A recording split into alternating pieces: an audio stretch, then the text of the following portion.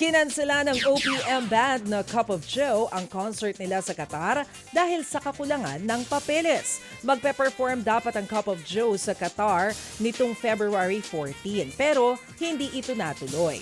Paliwanag nila, hindi raw naasikaso ng producer doon ang mga kailangang permit para matuloy ang concert. Paglilinaw rin ng banda, hindi dumiretso sa kanila ang kita mula sa tickets. Umaasa pa rin ang Cup of Joe na makakabisita sila soon sa Qatar para makapag-perform.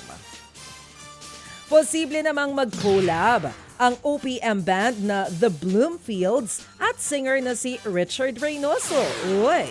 Kasunod yan ang special performance nila ng Ale sa TV5 musical at variety show na Vibe. Kwento nila, first time daw nilang ma-meet noon si Richard.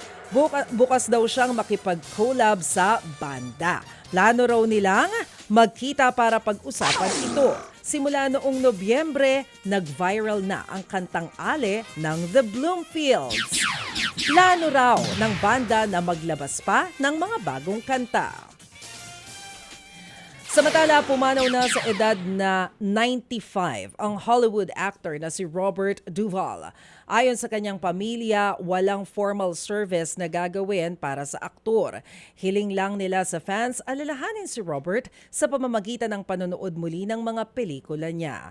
Noong 1984, nanalong Best Actor sa Oscar Awards para sa Tender Mercies. Nakilala rin siya sa mga role niya sa The Godfather at Apocalypse Now. Mga kapatid, brothers and sisters, saan ka pa? Dito na tayo sa Totoo.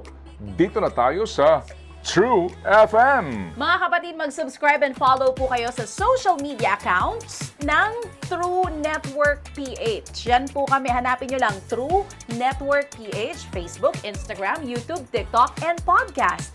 Mapa Apple or Spotify man yan, mahahanap nyo kami. Lahat ng mga napapanood at napapakinggan nyo po sa programa, nasa social media accounts namin yan. So paano mga kapatid? See you sa social media!